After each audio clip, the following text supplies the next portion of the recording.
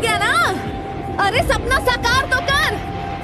खुद को ऐसा बनाने की कोशिश करो कि जहां तुम हो वहां सभी तुम्हें प्यार करें। जहां से तुम चले जाओ तुम्हारे जाने के बाद वहां सभी तुम्हें याद करें। और जहां तुम जाने वाले हो वहां पहले से ही लोग तुम्हारा इंतजार करते रहे, है ना। लहरों को शांत देखकर ये ना समझना कि समंदर में रवानी नहीं है। लहरों को शांत देखकर ये ना समझना कि समंदर में रवानी नहीं है। जब भी उठेंगे तूफान बन के उठेंगे।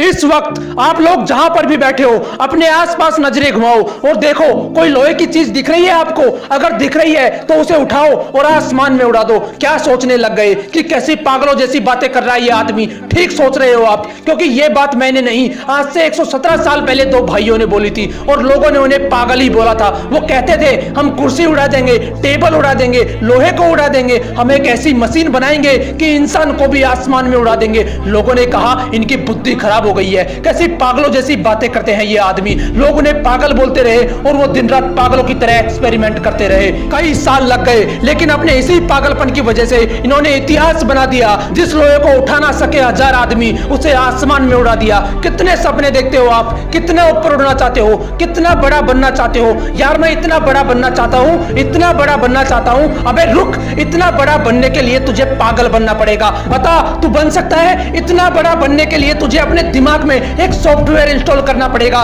कि मैं 1000 बार फेल होऊंगा तब भी नहीं रुकूंगा। बोल तू कर सकता है ऐसा? अगर कर सकता है तो तू भी एडिसन जितना बड़ा बन सकता है। एडिसन एक ऐसा महान इंसान जो आज इस दुनिया में नहीं है, लेकिन उसके द्वारा किए गए 1093 आविष्कारों में वो आज भी जिंदा है। ये वही पागल इंसान है जो कहता था कि कांच से लाइट जला दूंगा, रात में भी दिन जैसा माहौल कर दूंगा। उस पर भी लोग चिल्ला रहे थे कि तू पागल हो गया है, ऐसा हो ही नहीं सकता, तू ऐसा कर ही नहीं पाएगा। लेकिन वो इंसान भी जिद्दी इंसान था। उसके पागलपन ने उसे ना रुकने दिया ना थकने दिया। हर बार फेल होने के बाद सिर्फ एक ही बात बोलता था कि साला एक बार और ट्राई करूंगा। वो 1000 बार फेल हुआ, लेकिन उसी पागल इंसान ने बल्ब का आविष्कार किया और इस दुनिया को रोशन करके चला गया। बनना चाहते हो इनकी तरह? बनना तो चाहता हूं, लेकिन मेरे पास इतनी फैसिलिटीज नहीं है। कुछ करना तो चाहता हूं, लेकिन मेरे पास पैसे नहीं है। बड़ा बनना तो चाहता हूं, लेकिन मेरा IQ कम है। अबे रुक, कितना कम है तेरा IQ? किताब में लिखा हुआ तो समझ में आता है ना तुझे। तेरा दिमाग जिम के जितना कमजोर तो नहीं है, जिसके लिए किताबें पढ़ पाना भी बहुत मुश्किल हो गया था, क्योंकि सिर में चोट लगने की वजह से इसके दिमाग ने ठीक से काम करना बंद कर दिया था। इस बंदे ने अपनी जिंदगी के 3 साल सिर्फ ये समझने में गुजार दिए कि सेंटेंसेस को पढ़ा कैसे जाता है। ये सेंटेंस पढ़ना सीखा ही था कि एक बार फिर सीढ़ियों से गिरने की वजह से इनके सिर में चोट लगी और इनकी हालत पहले से भी ज्यादा खराब हो गई। लेकिन अंदर तो जिद थी ना खुद को साबित करने की। इन्होंने अपने दिमाग को समझने के लिए इतनी किताबें पढ़ डाली कि आज वो बंदा माइंड एक्सपर्ट एंड दुनिया के सबसे बड़े लाइफ कोचेज में से एक है। जिस बंदे के दिमाग ने ही काम करना बंद कर दिया था, आज वो बंदा लोगों को यह सिखाता है कि दिमाग को काम में कैसे लेना चाहिए। यहां तक कि कई लीडिंग कंपनीज के मालिक इलोन मस्क को भी इस बंदे ने ट्रेन किया है। अगर मैं आपको बोलूं कि मैं एक ऐसा यंत्र बनाऊंगा जिसकी सहायता से किसी भी इंसान को गायब करके कुछ ही सेकंडों में अमेरिका पहुंचा दूंगा, तो बताओ कैसा लगेगा आपको? आप मुझे पागल बोलोगे या नहीं? क्या बीतेगी मुझ पर जब चारों तरफ से लोग मुझे पागल बोल रहे होंगे कि तू नहीं कर सकता, तेरे बस की नहीं है। कुछ ऐसा ही ग्राहम बेल के साथ हुआ था।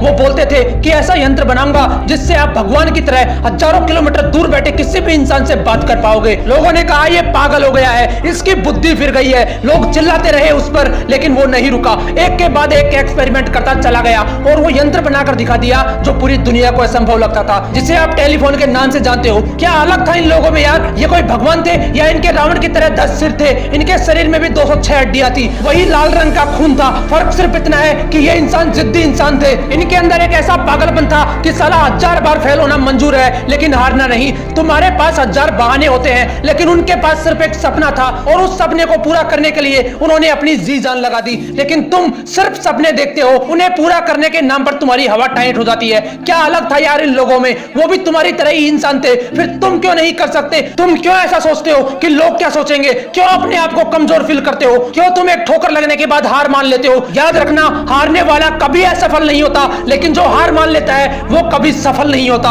इसलिए अपना एक लक्ष्य डिसाइड करो और उसके पीछे तब तक दौड़ते रहो जब तक वो आपको मिल नहीं जाता। लोग आपको रोकेंगे, टोकेंगे, डराएंगे, धमकाएंगे, लेकिन रुकना नहीं है, आगे बढ़ते रहना है। लोग टोकते हैं तो टोकने दो, भोंकते हैं तो भोंकने दो, लेकिन आप जिद्दी हो जाना अपने लक्ष्य के लिए। पागलपन की सारी हदें पार कर देना। मोटिवेशनल विंग्स आपको इसी तरह हौसलों की उड़ान देता रहेगा, इसलिए इसे लाइक, शेयर एंड सब्सक्राइब जरूर कर देना। लोगों ने रचे होंगे इतिहास कई सारे, तुम भी एक नया इतिहास रच देना। मिलते हैं नेक्स्ट वीडियो में एक नए मोटिवेशन के साथ। जय हिंद, जय भारत।